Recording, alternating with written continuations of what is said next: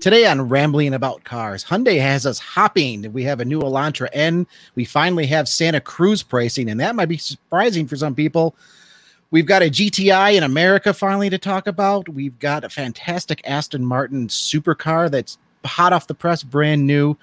We're also going to talk a little bit about Goodwood, and I have a sad personal automotive story that I'm going to share here later on that I hope everybody sticks around for, because I think it kind of speaks to the core of what it means to be an enthusiast and why we do some of the crazy stuff we do. So fantastic, friends. It's podcast time. I'm Christopher Smith.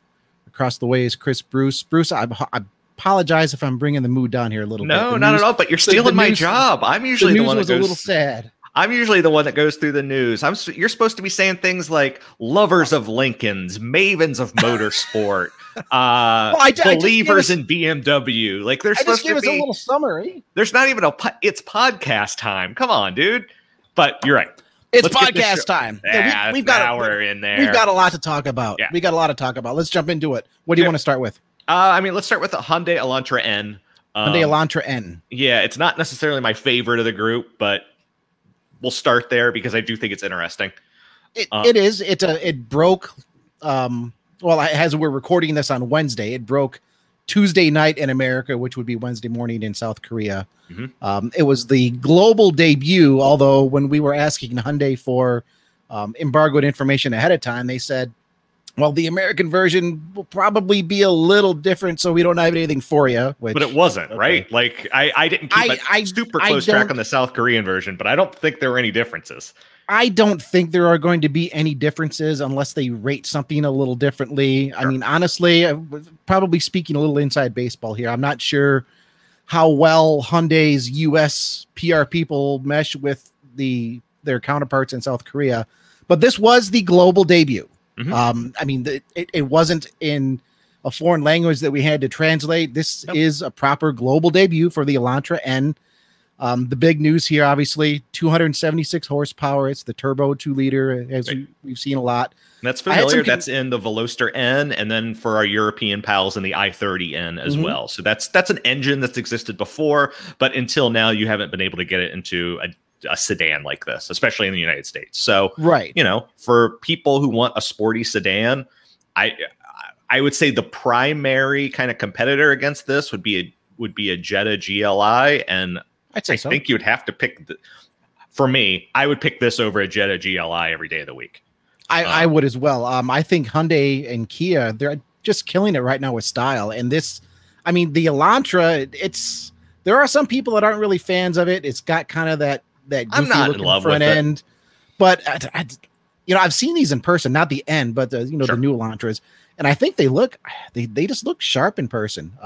This car available with a 6-speed manual or dual clutch automatic. More inside baseball. When I was writing this up last night, Hyundai's initial announcement made no mention of the manual, and all along through the teaser campaigns, because they don't expect to sell any of them, dude.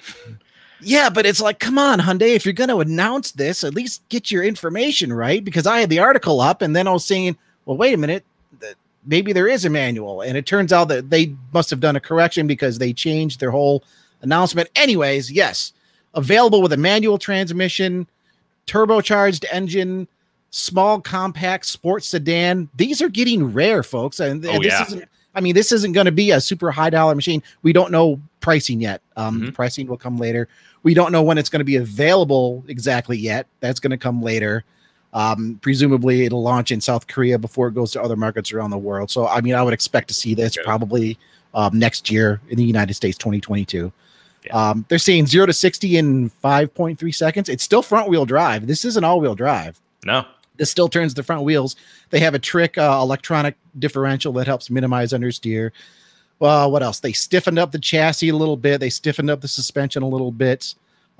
If you've heard or seen any of the spy videos we've run on Motor One, where we caught prototypes going around the Nürburgring sounding all poppy and just kind of mean and nasty, Hyundai puts an active exhaust system on here. So you can basically push a button, flip a switch.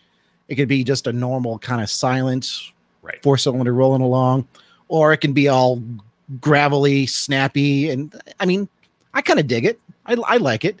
They also have a sound mode through their infotainment system that'll pump artificial engine sounds of varying degrees into the car, which I think is a little gimmicky. Which totally is. But I mean, hey, that's all. But a lot of automakers are doing that now. Yeah, like that's just kind of the way things are. So you yep. can't totally nail them for that. And of course, it's available in Hyundai Performance Blue. You can't have an N without that. I like that baby blue color. I do. I like it as well. And visually, they don't really do much extra. You've got a small chin spoiler up front. You've got the requisite spoiler at the back, diffuser at the back, wheels. I mean, that's pretty much it. And so as we were talking about this, I was thinking about it. The other one that would compete against this is the new Civic Si that we know is on the way. But 270 plus horsepower on this. We obviously don't know what the Civic's going to have. I wouldn't expect it to be more. And 228 horsepower from the GLI, the current one. So this is, if you want a compact sporty sedan, this is going to be the power leader by far. Mm-hmm. I can't think of anything else that is other than those two. Is there another real competitor in this market in the US anymore? I mean, in the US, I'm sitting here. I mean, maybe people would cross shop the WRX, but I mean, maybe all-wheel drive though. I mean, I feel like it's in a different category. Yeah. But then again, I mean, power-wise, it's probably going to be comparable. Yeah. Power-wise, it would be comparable. Yeah. I mean, the big question is obviously going to be price. Whatever Hyundai decides this thing is going to cost. I mean, I'm interested to see it. I've been a fan of the new Elantra since it came out. The N line has like 201 horsepower. So I mean, this will be a healthy bump up from the N line. And yeah, I think Hyundai's hitting it. I think they're doing pretty good. They've been doing pretty well for a little while. They started with the i30N, which we didn't get, but then they shoved that same engine into the Veloster. Now you're getting the Elantra. We've been hearing rumors forever about a Kona N. It's coming. I think. Obviously, I think Hyundai knows that the crossover market is where they're going to make their money, and doing a performance crossover, especially if, this engine is engineered, it's done, they can shove it into stuff. If you could do a Kona N or, a Tucson N or something like that, that's really where they're going to make their money. I agree. And for what it's worth, I hope Hyundai sells a bunch of these cars, because this is a segment that's dying. Yeah. Some of us don't want a performance crossover. Some of them, I mean, they're all right, but I'm still a sedan and a coupe person. Yeah. Speaking of small cars, you want to jump over to Volkswagen? Because you just wrote this up today. Let me punch something up here for you. So we finally, and so it's funny to say this, we got confirmation that the GTI and the Golf R were coming to the United States in May of last year. So we are now in July. So it has been over a year for us to get pricing and fully official specs for them for the US market. And it finally came today. So we have it now. Yeah, we finally know. Looking at it on YouTube, 29,549. Right. So and Golf R is a little more. Golf R is a big more. There's no little about it. So come on, that's only 14 grand. Yeah, Golf R starts at 43,645. And both of these numbers we're talking about now are with the manual. Both come with a 7-speed dual clutch gearbox as well. I'm not good enough with subtraction to just tell you, so I will just give you the amount. So a DSG equipped model would be 30,345 for a base GTI, or $44,445. Sorry, that's a lot of fours for a DSG equipped Golf R. But yeah, we finally know. The interesting thing is GTI specs identical to Europe, just straight identical. So you're going to get a 2-liter turbocharged engine making 241 horsepower, 273 pound-feet of torque. And again, you either get the 6-speed or the 7-speed DSG. Golf R is also a 2-liter, but they do some work on it. So you're getting 315, I'm bad with numbers today for some reason, horsepower and 295 pound-feet of torque. The interesting thing is that torque figure, so it's 295 pound-feet of torque with the DSG. If you get the 6-speed, it drops to 280. And the European spec Golf R makes 310 pound-feet across the board. And so I reached out to Volkswagen about this, and apparently it's an issue with fuel quality across the two regions. Europeans get better fuel, so they had to detune it for us. Sorry, America. You know, I hate to say this, Bruce, but based on previous dealings with the Volkswagen, is that something that that we're just ready to accept as fact? I hate to be that guy. I mean, how come? Why else would they do it though? Like, I mean, how come I see your point, but I mean, how come we're not seeing these kind of ratings adjusted with other automakers? I mean, we do see some differences from time to time, but it's like, you know, what's the fuel quality is different. I don't know. That seems like a reach. That's what we were told. That's what we're told. We need to explain that. We need to make sure everybody's clear. I specifically asked because I noticed the difference, and that's what I was told. If you want to spin a conspiracy theory, good on you. But that's the official line is its fuel quality. I kind of believe them in a way because, you know, in a lot of parts of the U.S., gas quality does vary, especially at various times of the year. You have summer versus winter gas, stuff like that. From 310 to 280, 30 pound-feet. That seems like a lot. A difference of 30 pound-feet without any change in horsepower? You know what? I'm sure there's going to be an aftermarket guy who you can plug a chip in and get the 30 pound-feet back, because that's probably the only difference, really. Well, let's be honest. It'll go to a dyno, and we'll find out the damn thing makes like 400 horsepower. Sure. The way things go nowadays, right? That's true. Yeah. Wink, wink, nudge, nudge. Yeah. So, hey, at least the GTI is finally here. Yep. They will be on sale. Both will be on sale fourth quarter of this year. Okay. But yeah, GTI, it still starts at sub $30,000. It did the previous generation too, but I think I looked it up. It's just shy of $1,000 difference between the previous gen and the new gen. So not that much of an increase.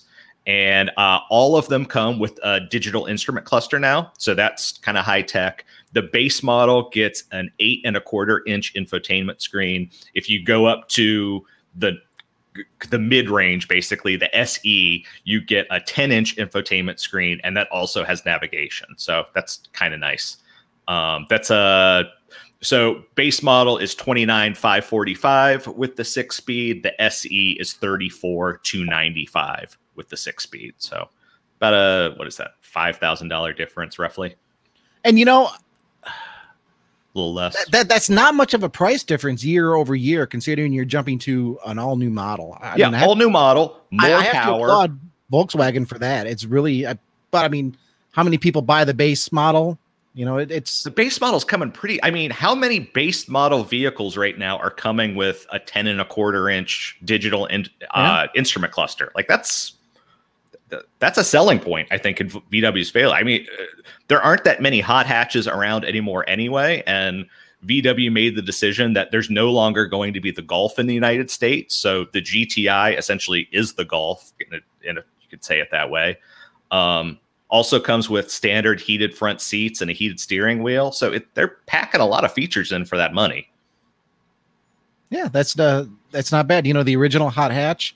Once again, like Elantra, I hope Volkswagen sells a lot of these because it's another dying segment. We're not seeing many cars like this left. Now, let me ask you, Bruce, 43 grand for that Golf R. That's a lot of money. Is there something you would rather have than the new Golf R? If you have 43,000 to spend. Yeah, I'm going to buy a GTI SE, the mid-grade that I just said, for 34 grand, so $9,000 less.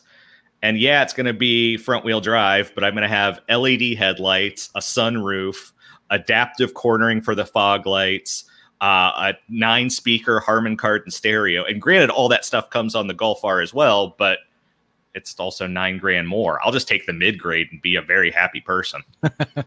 You know, I bet there are a lot of people thinking that. I've been trying to wrap my head around this one.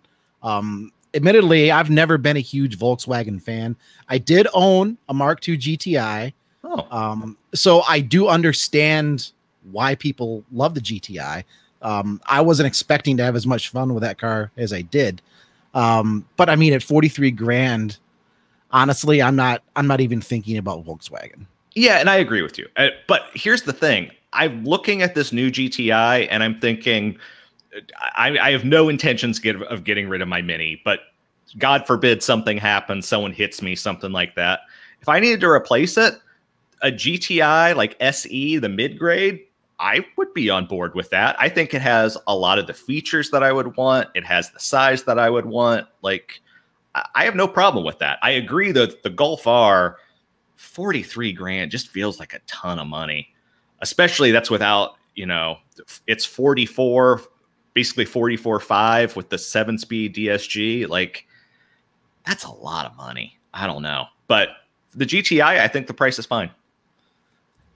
Yeah, I would agree on that. Do we want to keep talking about pricing here? Do you want to jump over? No, I think we should talk about pricing. I think we should keep this train running. Another vaguely affordable vehicle, and it's something that we can kind of debate about. So well, let's jump over to pricing with the Hyundai Santa Cruz. That's right. So we finally got pricing info about the Santa Cruz. It debuted earlier than the Ford Maverick, but we got pricing info about the Ford Maverick first.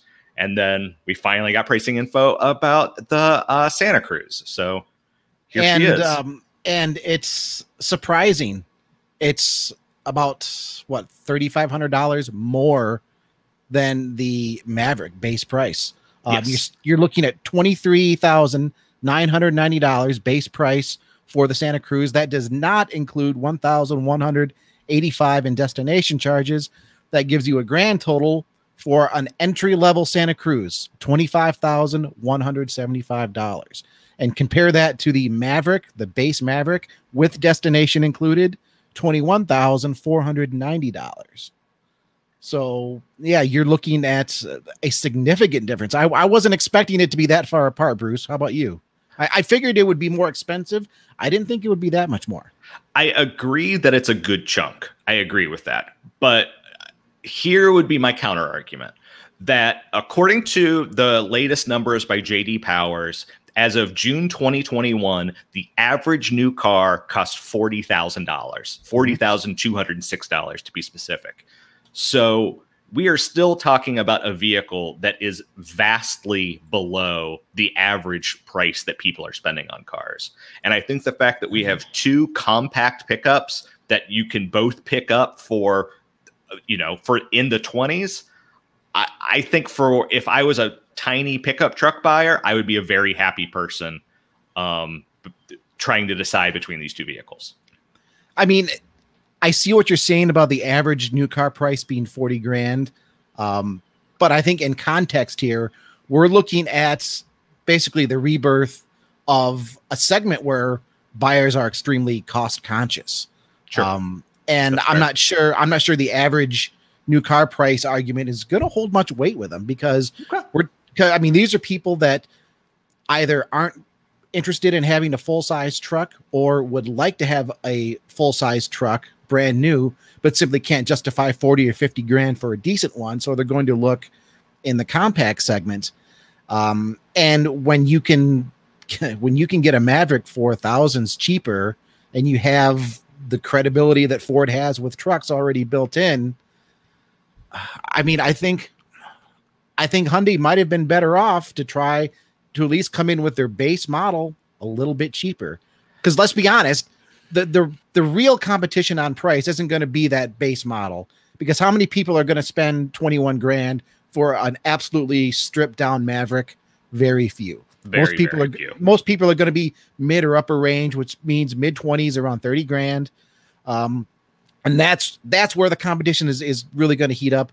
It's a little difficult because as of right now, at least, we still don't have a configurator for the Santa Cruz. So it's very tough to compare Santa Cruz and Maverick apples to apples. The short and skinny of it is we expect the Santa Cruz, it's going to have a lot more in the way of standard features. Right. I put together kind of just a hocked up I was about to say that. Credit to you because you wrote this story, but you did a side-by-side comparo of what we know now of Santa Cruz trim levels and their pricing versus Maverick trim levels and its pricing.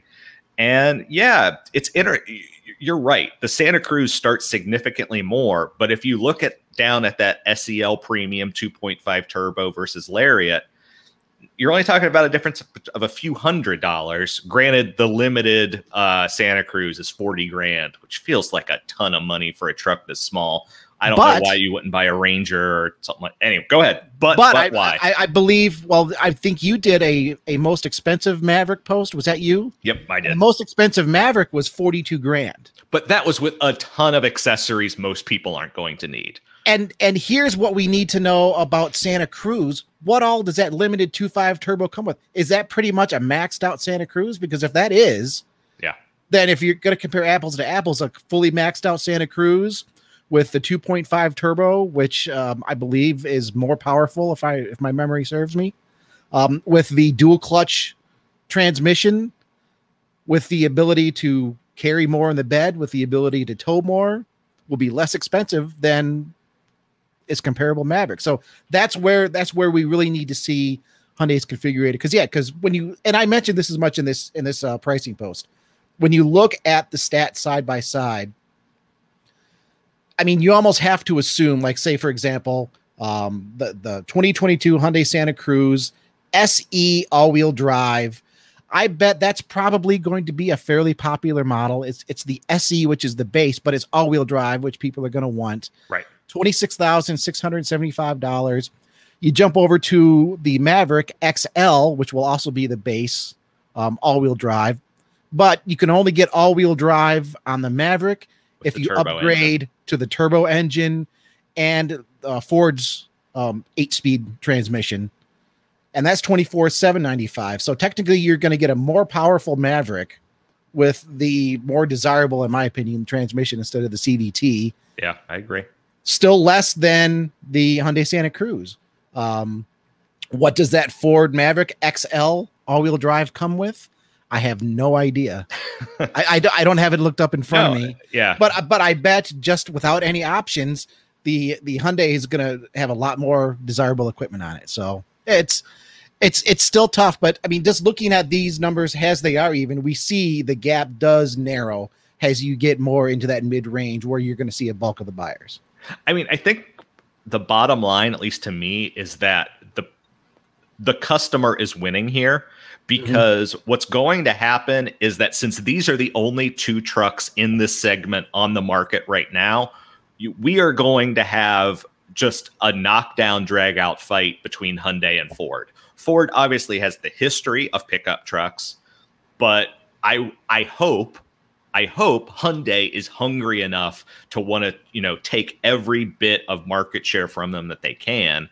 And since this is their first pickup truck, their first real pickup truck in the United States, not like some sort of commercial model, a cab over engine, flatbed type thing, that, I want to see, a fight here, that every time Ford comes out with something new, Hyundai comes out with something new. Just like we're seeing with Bronco and Wrangler, I want to see that same fight in this segment.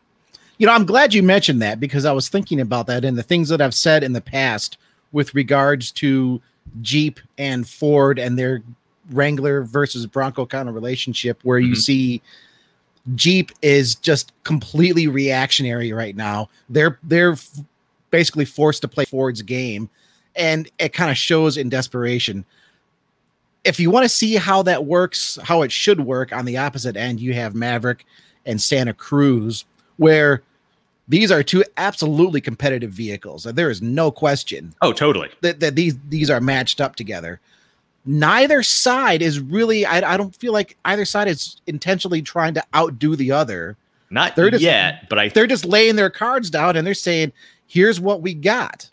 And each side is saying, we think we have the better hand.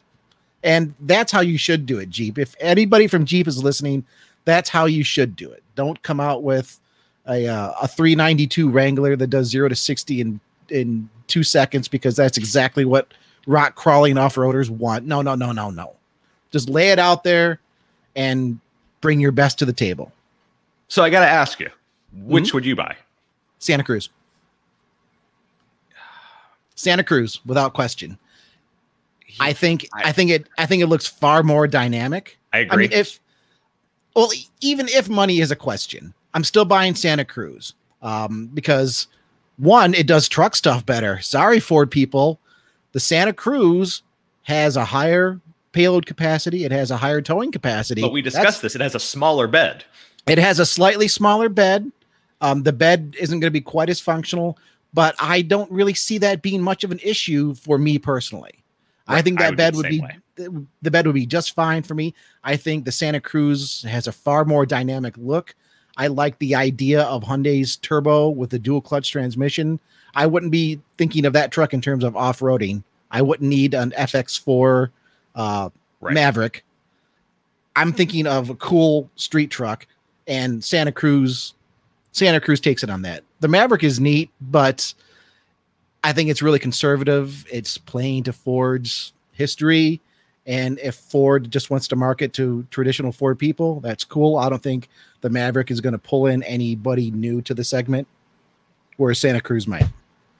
I think you're right. And I think, honestly, if it came down to it, I would pick Santa Cruz as well. This image still bothers me. That's such a stupid image. Hyundai, why did you that was do a good this? idea? It makes your truck look bad. My truck can't fit a standard mountain bike. Like, that's not a special, like, yeah, it's a nice mountain bike, but my Mazda hatchback fits a standard mountain bike. Yeah, that was just a bad move on Hyundai's part. They're trying to show off that little neat tailgate feature. Hey, look, we have this thing that you could put on your truck that makes it easy to haul your bike. But they should have found a better way to market it, because it looks terrible. It still bothers me. But it makes the Santa Cruz's bed look completely useless. It does. I mean, that's the problem. It's not useless. It's just a little bit smaller than Ford's bed. But I mean, Ford definitely takes the cake for having a more functional bed. Well, before we transit, here's for what that's worth. One of the other things I do like about the Santa Cruz, though, is I love this digital instrument cluster on it. Yeah, I think it looks great. It looks really high tech. It looks feature forward, especially compared to the Ford. Yeah, I think I would go Santa Cruz. It's a toss up, I think, I think I'm very curious to see how this segment looks in 5 years. Does Chevy, does Dodge, does whomever, do they come out with their own tiny pickups to kind of compete against these? Because I kind of think they will, because if they don't, they're leaving money on the table. Well, that I guess remains to be seen whether or not these small unibody front wheel drive based trucks sell in America.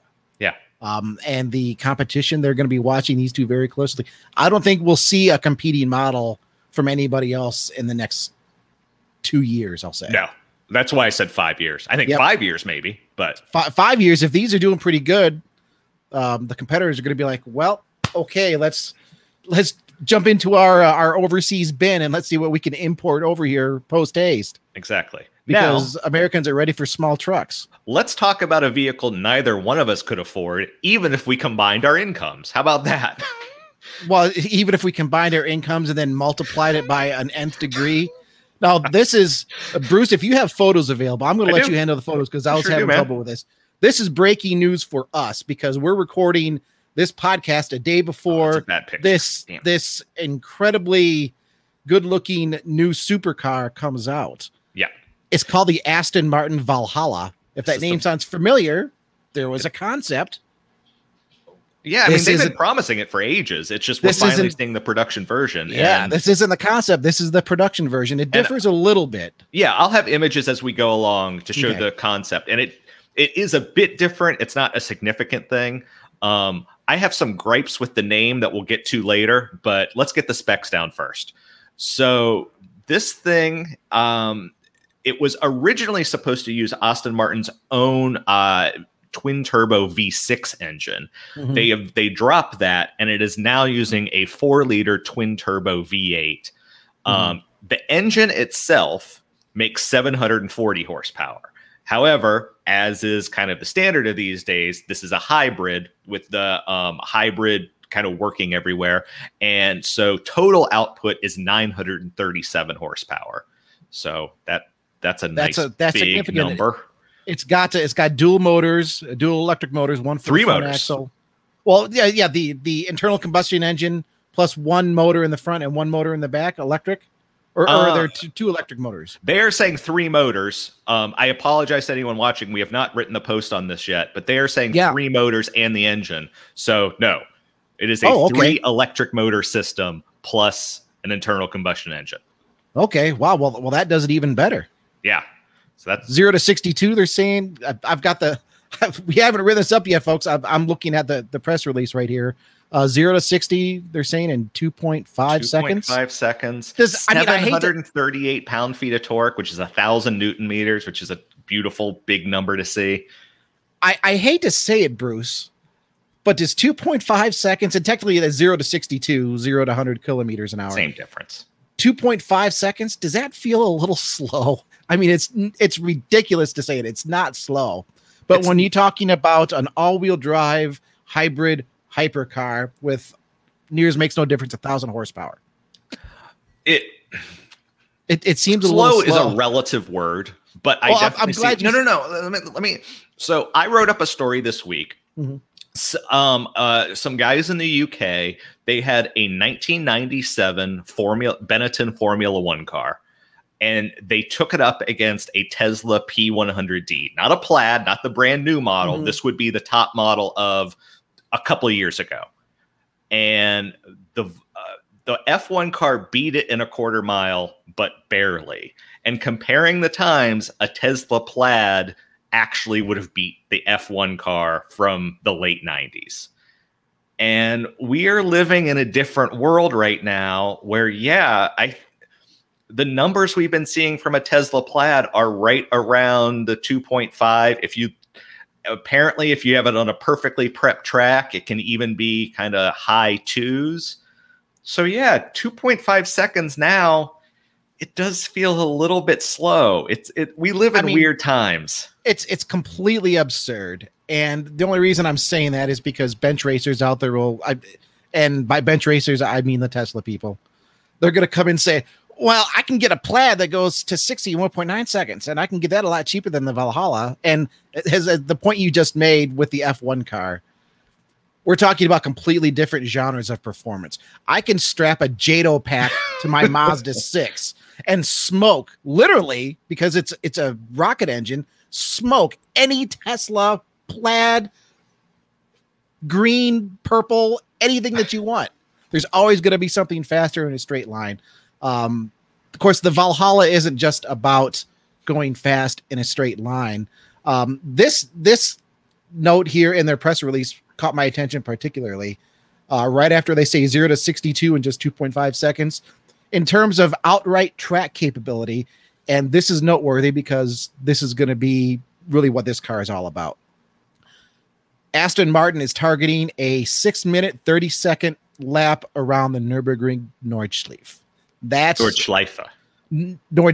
Sorry. I always called it Nordschleife. I know. Nordschleife.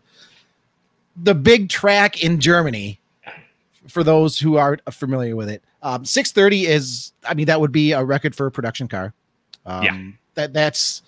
It boggles my mind to think that not too long ago, 6 minutes, 11 seconds was the record outright for anything, race cars, production cars.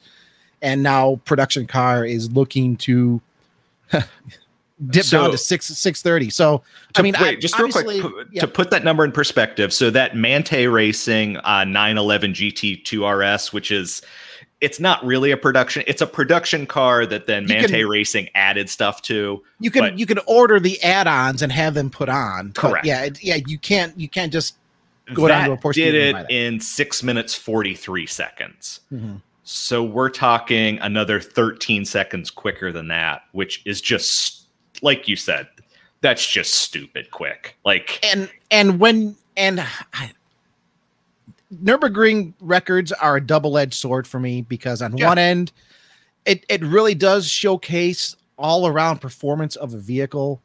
On the other hand, the track is so stinking long. Yeah. One small mistake in one area can really throw off what you think is a fast car or a slow car. You know, it's a double-edged sword. In any case, 630 is a target.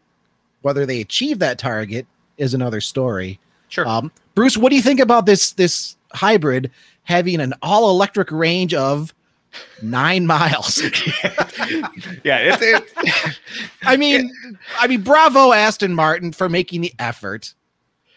Yeah, like, but you know, it is what it is. Like, you can drive it on electric only power. Also, it's front wheel drive, so now your mid-engine, presumably $1 million hypercar is front wheel drive. But you can understand why they're doing this, because in certain cities, especially in Europe, there are now congestion fees where if you are an electric vehicle, you aren't exempt from them.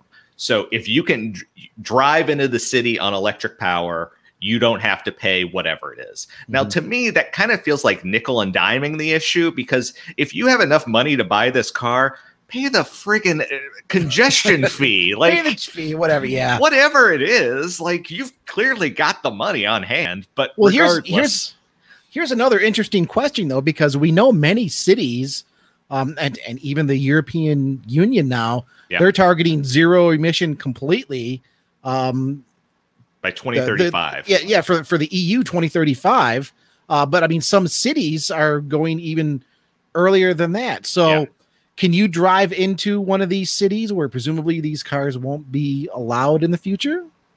Dude, that's beyond me. With electric only power?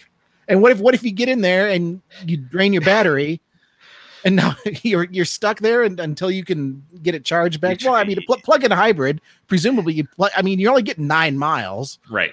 You plug it in for 15 minutes and then you go. Yeah. All of that part is beyond me. I think a lot of this is just simply a concession to basically being legal under the written rule, but not kind of the way the rule is intended. I think it's more that than actually trying to be clean and green and that type of thing. But yeah, it's a new Aston Martin. Let me do my quick spiel that, this is the Valhalla, and it slightly bothers me because in Nordic mythology, Valhalla is the place where Odin selects half of the warriors to go there, and the Valkyrie take them there. But in the Aston Martin lineup, the Valkyrie is ahead of the Valhalla. So it doesn't make quite... They're good marketing languages, and Aston Martins are supposed to have V's in their name, but they should have swapped them, because the Valhalla should be the ultimate one, and then the Valkyrie should be the thing taking you to Valhalla. That's my nerdy thing done. You're thinking about this too hard, man. Look at it. Oh, I totally am. Yeah. I mean, you should go to YouTube to see this. I think it looks stunning. I think it looks fantastic. I first saw this just probably an hour and a half ago as we're recording. And our global editor in chief, John Neff, shared the photos, as we were putting them up to our card to have the article written. And I was just kind of floored. And it's been a while since a car just absolutely floored me from how it looks. We don't know how it looks inside yet, but I mean, from the outside, if anything, those rear vents going into the feeding the engine there at the back, that might be a little over designed, but there's no mistaking it. There's no mistaking it for an Aston Martin. They really, I mean, for a mid-engine hypercar, they managed to capture Aston Martin's style, and bravo. And Chevrolet, you could have taken a clue from them for the Corvette. Maybe. So just real quick, people, I promised you this. So we have seen the Valhalla before. The image, if you're watching on YouTube, that's it now. So that's the Valhalla concept on the right and the Valkyrie on the left. So hypercar and supercar, very similar looks. They've basically gone to this kind of super kind of, how would you, bulbous isn't the right word. It's flowing, I guess, rounded. Very organic. Or yeah, that's a good way of saying it. Very organic. And I don't think the production version has that same kind of organic quality, to be honest. Not. It's still there. I really don't. It's there. Yeah, it's there, but it's tamed down. Yeah. Well, it's tamed down. Well, okey-doke. That's gonna do it here for our new news of the week. Bruce, we didn't have any emails or commenters. We had no comments, and that, as always, that makes me sad because I want to read your comments. I want to hear your comments. You know, podcast@motor1.com is the email address. Motor1 Podcast is the YouTube address, and you can always find our post every Friday at motor1.com. And we love seeing your comments, positive, negative, thoughts, opinions, whatever. We love seeing them. And no one sent us any this week. So, and to be clear, we know that you're listening. We know that you're watching. Oh yeah, we've got the numbers. We've got the numbers. We're actually really excited that our move to the new YouTube channel, Motor1 Podcast, been doing really well. Folks have been finding us. You've been following us. Please keep it up. If you haven't, YouTube, Motor1 Podcast, go there, like and subscribe. Instead of listening to us, you can actually see us. And sometimes I even drink hot sauce. That's happening on the screen. We're actually going to start a new promo campaign really soon where we have that clip. So a few things bad happened after that program, but hey, it's all for the name of viewers. Bruce, I do have something that I want to read that came to me a couple weeks ago in email. This wasn't related to the podcast, but I want to mention this. I want to point this out. I want to read this because it happens a lot in our business. I think it happens a lot in a lot of businesses where you have public-facing figures. But the end result doesn't happen that often, and I kind of wish it did. So let me just jump into this here. This is an email that came directly to me from just a person named Rick. Yeah. This is in reference. This is in reference to a news article that I wrote about the second quarter sales of automakers, specifically talking about how the Ford F-150, the Ford F-Series, had a huge dip the last quarter. Q2 specifically. For second quarter. And it was beaten second quarter by both Ram and Chevrolet. And that's kind of a big deal. Now, I want to be clear, and I was clear in the headline on this article, that Ford is still in the lead year over year and year to date. But for the second quarter specifically, the F-Series sales were beaten by Ram and Chevrolet. And the person named Rick had this to say. Absolutely hate misleading headlines like this saying Ford is losing, then reading on that they still lead. Pure crap. You know what? I better pull up this article really quick just so I can let people know what the actual headline was. Kind of vamp for me here a little bit, Bruce. Here, I can probably get, but yeah, you know, the interesting thing is in the past, basically Tesla started it. They started releasing their sales figures quarterly, and then a bunch of automakers, larger automakers, followed suit.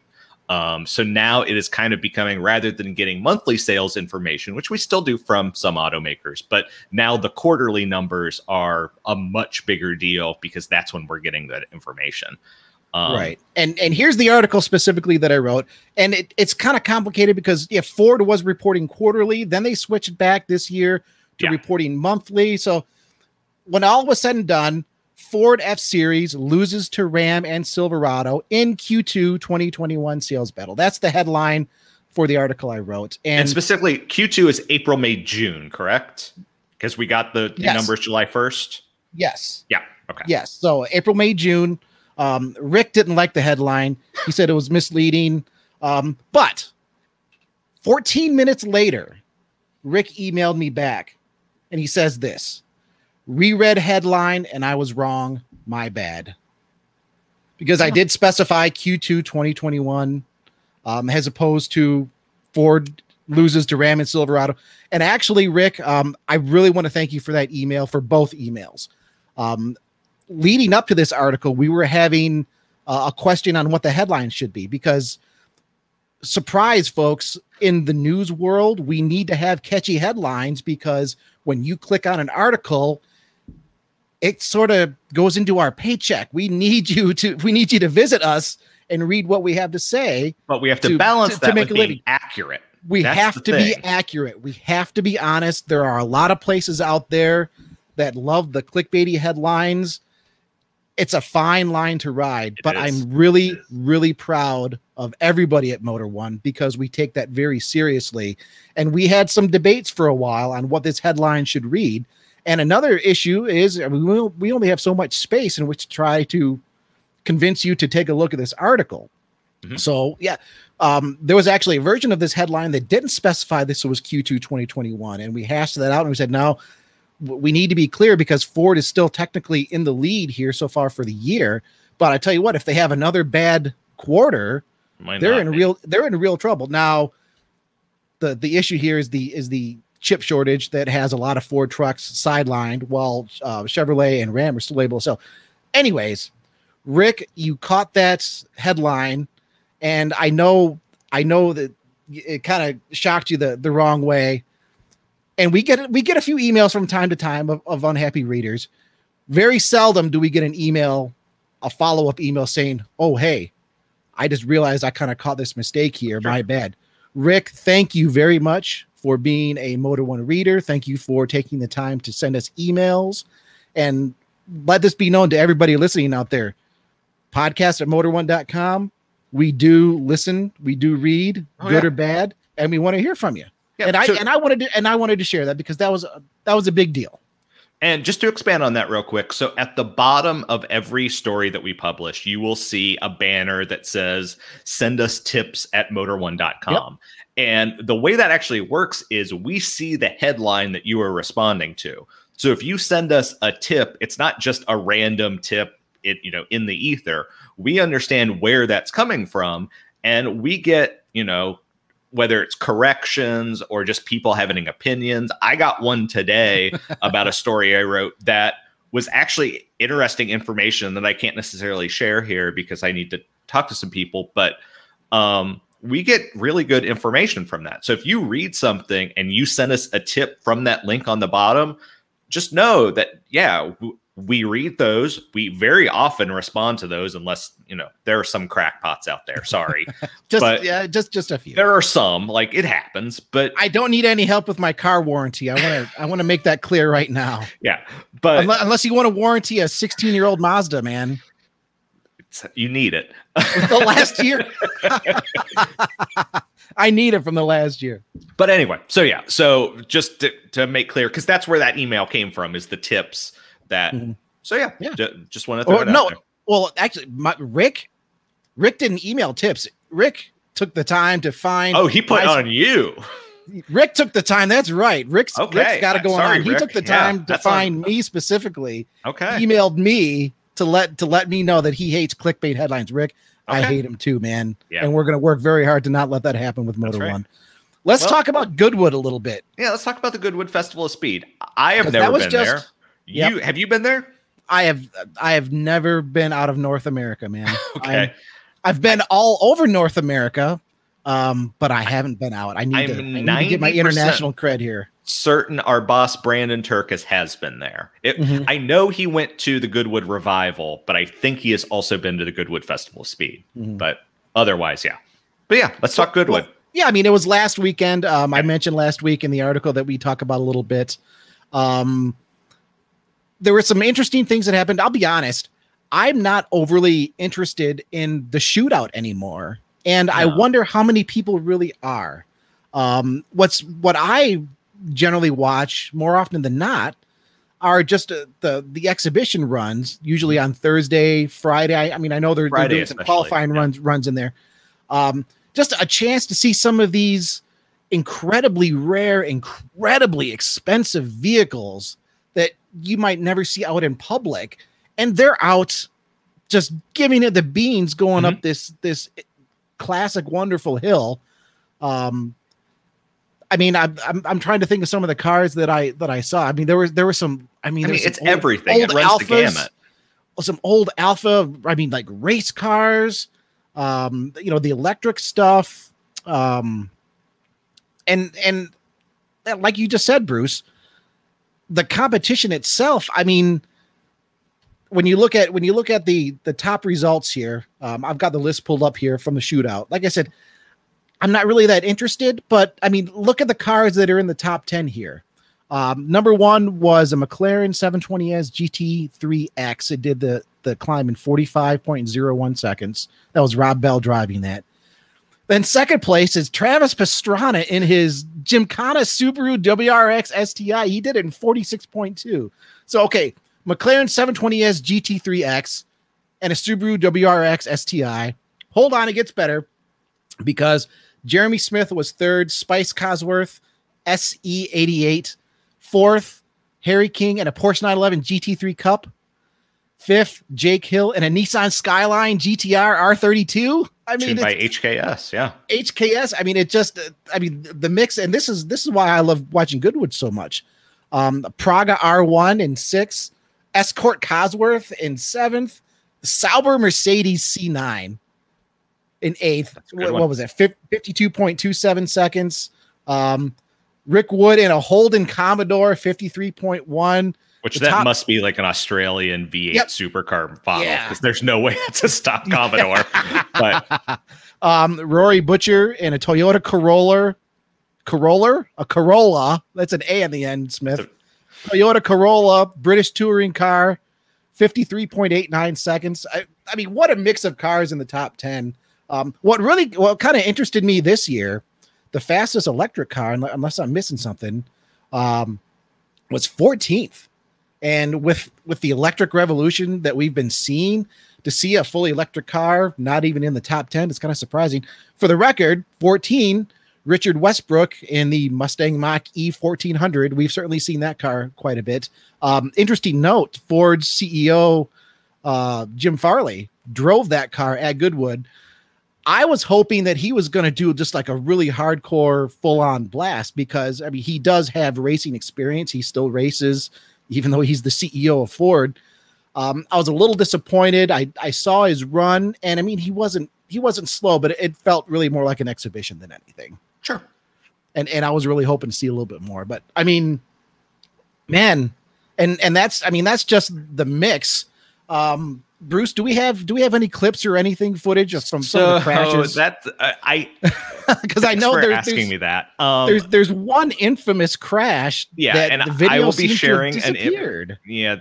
Okay. Well, you've got an image, but the video seemed to disappear, right? Right. So Goodwood is, let's call it, protective of their videos that they put up. Mm-hmm. So that is why, unfortunately, while we would love to show you some of these videos, we can't. We just can't. Sorry. Like, I want to. I really want to. And specifically, there was a crash this year by a Jaguar XJR 12D. And so I was actually doing a little bit of research on this car before our show tonight. So the XJR 12, that won Le Mans in 1990. The D specifically was the development car. And so while most XJR 12s had covered rear wheels, you can see this one does not. It also had a different wing. There was kind of some changes like that. It was the development car. And as you can see by the image we're showing you, it had some issues with some hay bales this year. It had a pretty big off. That's what I love most about this image, that if you're watching on YouTube now, and I'm going to zoom in on it, is the man on the left who is covering his mouth in shock as to what he's seeing. It's blurry, but I can clearly see just a man with some short hair, just like covering his mouth, like, my God, what's happening right now? Well, so that's a vintage. That's a vintage, amazing, expensive race car. That's a one of one. I don't think they made more than one development car of the XJR 12. So that's an expensive mistake, is what we're going to call it. Yeah, I mean that they said it was irreparable for the event. I'm sure it'll be. I'm sure it'll be put back together for just to get it back on the road. But yeah, that was a major off. And honestly, at Goodwood, we really don't want to see that. I mean, think about this. Maybe I'm going to go down a little bit of a dark road here, and I apologize. But how many people watch NASCAR for the wrecks? How many people watch F1 or any, or I guess you're not really watching F1 or Indy so much for the wrecks, but I mean, there are a lot of racing series where you're watching not really to see who wins or their racing technique. You're watching to see a wreck, right? I mean, like it or not, there are a lot of people out there that's really what they're wanting to see. And Goodwood, that's not what it's about at all. Oh no, not at all. Can I build on that a second though? Because I think there's something interesting there. Is that so? Kind of, at least in our realm, the vintage races that we cover are Goodwood and maybe the Monterey Historics every year.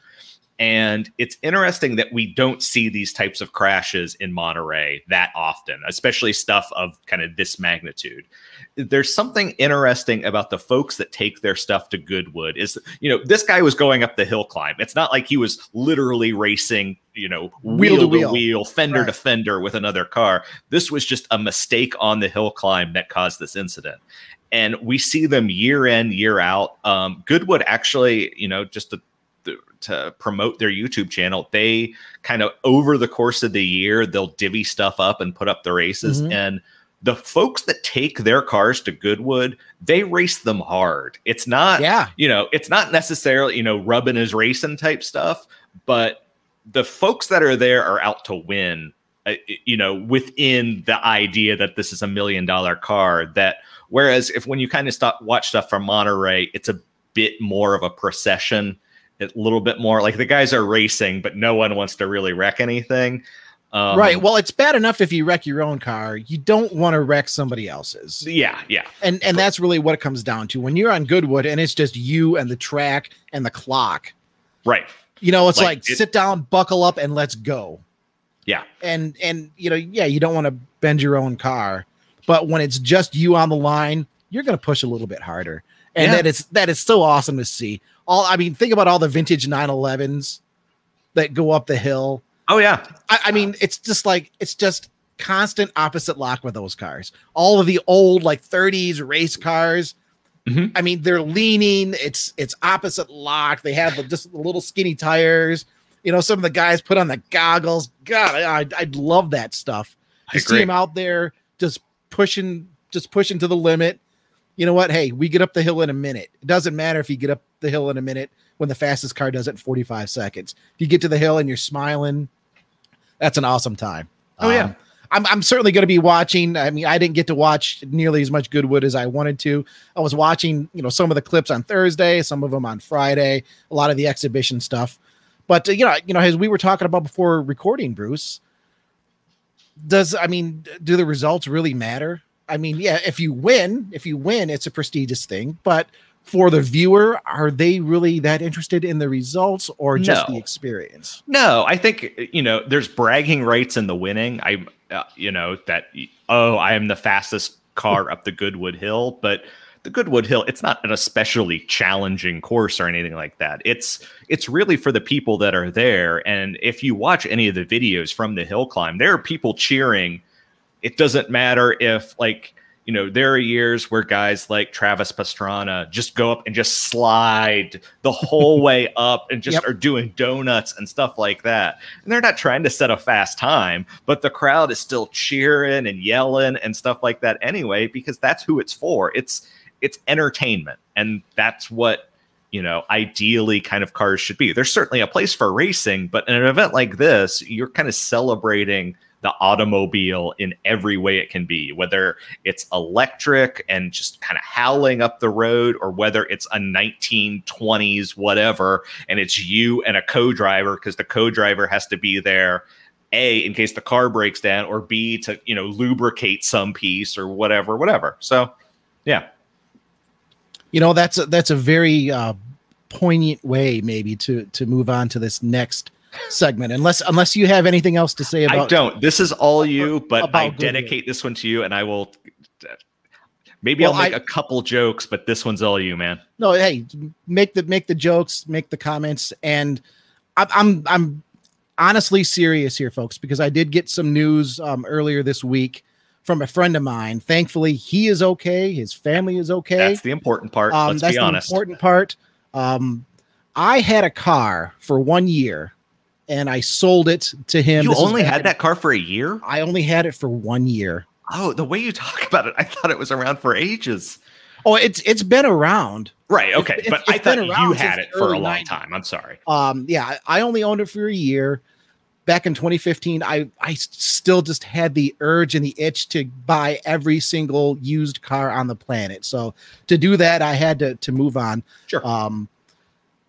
The car was unfortunately burned in the fires that are just raging in the West Coast right now. He's in California. As he explained to me, the fire went from like 2 miles away to his backyard in an instant.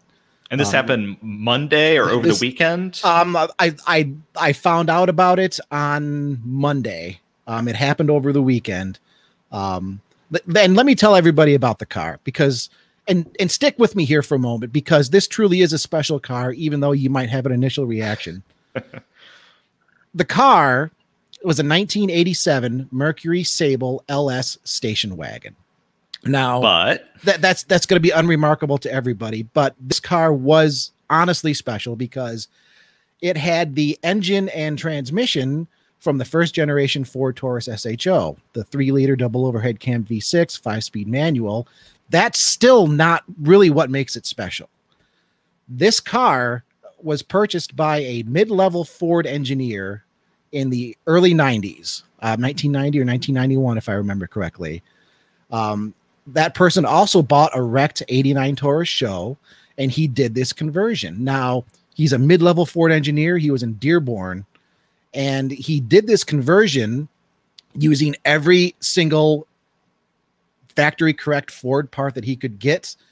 Being an engineer, he apparently had access to things that were still in development, and he built this car, in my opinion, the exact way Ford would have built an actual Taurus SHO station wagon. The parts were all, I mean, just right down exact. If I remember correctly, he had to fabricate, I think, 2 specific parts under the hood that didn't quite match up between the Sable and the Taurus. But when I bought the car in 2014, it came with a stack of paperwork, probably 3 or 4 inches thick, that chronicled this gentleman's build.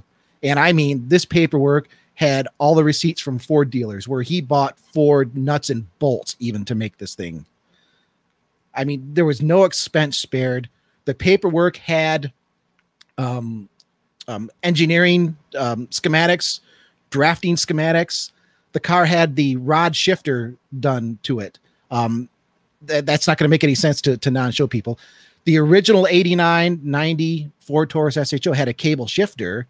It wasn't that precise, so Ford was developing a rod shifter that would eventually come out in 1991. He had the schematics for the rod shifter and put the rod shifter on it. He built this right as the time the rod shifters were coming out. So I mean, there was stuff like from the Atlanta assembly plant where the Tauruses were being built. The history on this car, having that knowledge of how it was built, is what made the car just immensely special.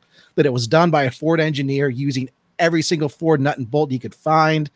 I can only imagine him driving this car up and down Woodward in the early 90s, just humiliating the crap out of the Mustangs and the Camaros. I mean, like the automakers did back in the 60s and the early 70s before the muscle car era really died. I mean, of course, the automakers would take out prototypes. They would take out test vehicles. They would cruise that 25-mile stretch up and down Woodward. They're outside of Detroit. I can only imagine him cruising up there in this 87 Mercury Sable station wagon, and he kept it. He kept it looking bone stock outside. There, I mean, he didn't put any badges or anything on it. It looked like an 87 Sable wagon, but it had 3 pedals and 220 horsepower and would smoke the heck out of the tires. So the history on that car was fantastic. I can't remember his name, but I know he sold it to a friend of mine in Michigan who had the car for a few years. It had sat for a while. So my friend is a mechanic in Michigan. He actually did a lot of mechanical restoration on the car and drove it he even used it as a daily driver for a couple years. And then he wanted to sell it. And this is shortly after I moved out from Michigan to South Dakota. and he wanted to sell it, and he had it for sale for a while, and I kept looking at it because I always wanted, I've had a dozen shows over the years. I always wanted a wagon. So finally, I had to go back to Michigan. I was still working remotely for a company in Michigan. So I said, well, I've got to come into town for business. How about I buy the car and I drive it back to South Dakota? And I did. And that was in 2014. I bought the car. I flew into Michigan for work, bought the car, drove it back out to South Dakota. It occurs to me as I'm talking, I've got a bunch of pictures to share with you people. Let me get some pictures going up here. Did you know Ford Authority wrote about you and your show wagon? Yes. Do you know how they wrote about me? I don't know. Because I wrote about me. So short, just as I was selling this car, you're getting ahead of me, Bruce. I'm sorry. And by the way, that Ford Authority picture, that's not the car. Right. But it does say that's just a generic photo. No, Autoblogs, Christopher Smith. Before I came to Motor One, I was just doing a little bit of freelance work on the side, and Autoblog had a thing, Car Stories, I think it was called.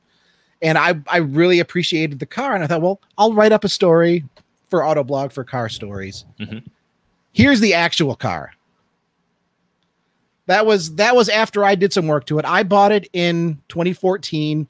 The exterior still looked very stock, and it needed a little bit of help inside and out, but it was running and driving good. So I bought it in 2014, road tripped it from Michigan out here to South Dakota.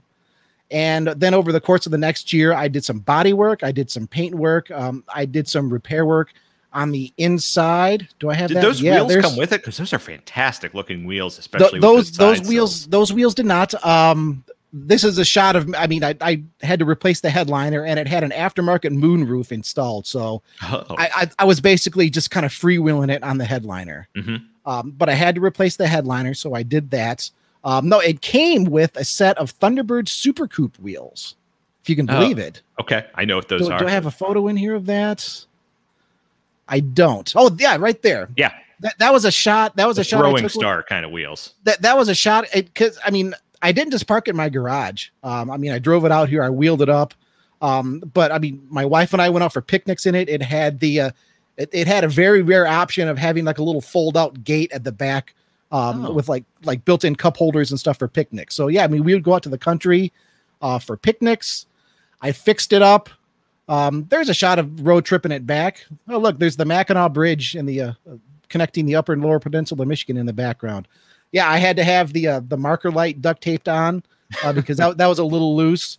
But I mean, the car wasn't in bad shape. No, it's not in bad shape at all. But I mean, there was a few rust spots that I took care of. And yeah, and when I was done with it, that's pretty much what it looked like. I had the windows tinted. I didn't want quite the same sleeper look, so I did get some 24 valve badges put on the side. I found a set of cheap 2004 Ford Taurus 16-inch wheels. That's what those wheels are.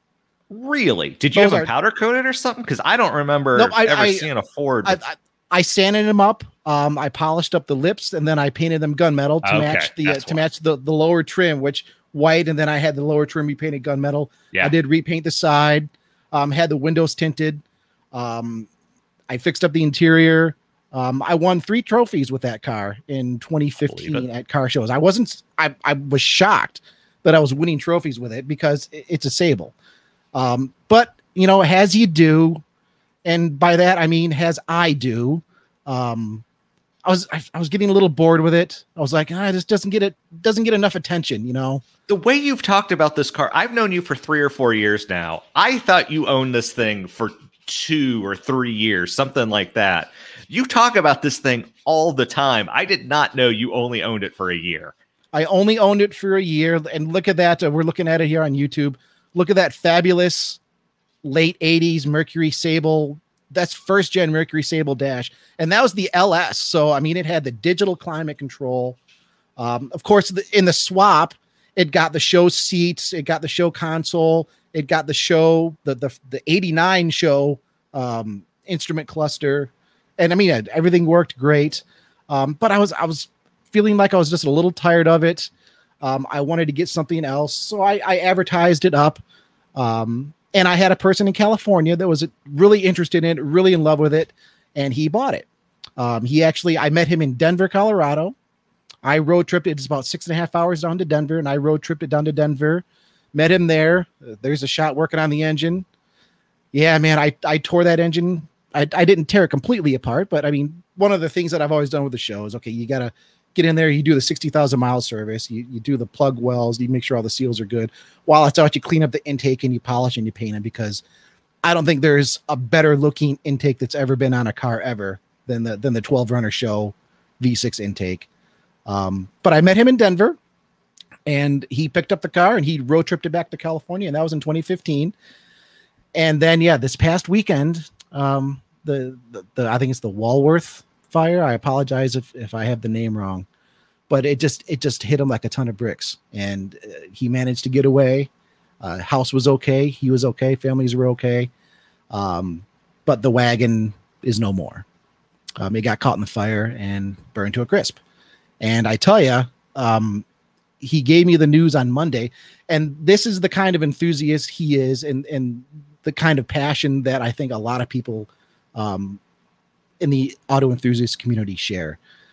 Before he said anything on any like of the public forums, like some of the show Facebook groups or at showforum.com or some of the other places, he wanted to make sure all the previous owners of this car knew about what happened first.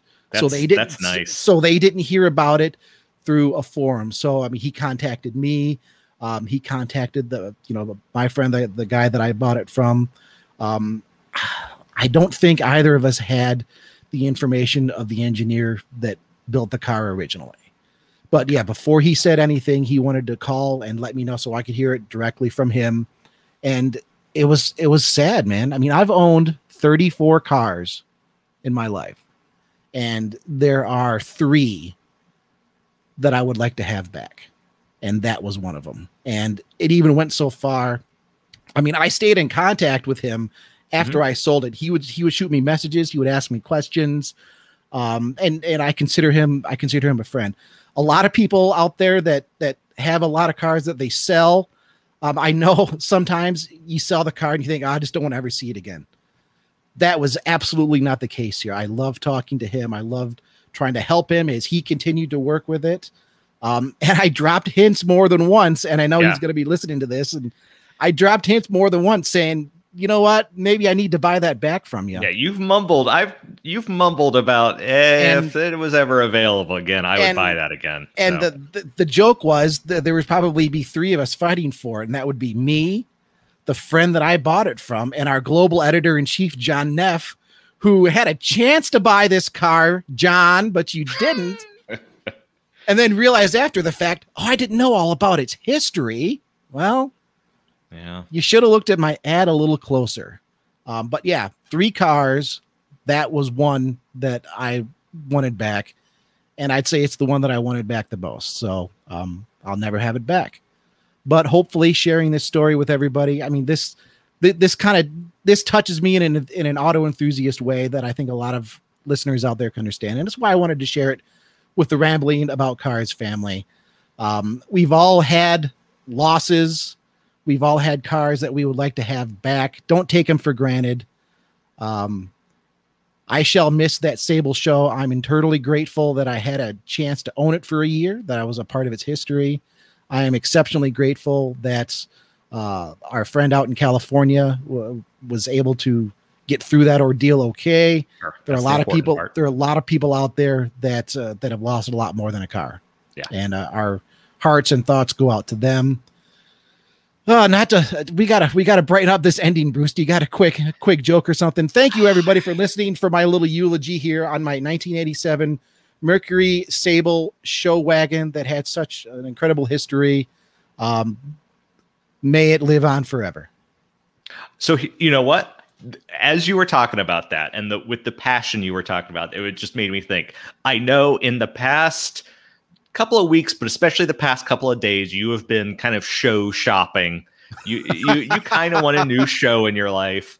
So yes, I do. I really do. You know, drop us a line. Like, if you know a Taurus show that needs some love, the first and second gen, not the later kind of bulbous one, but right.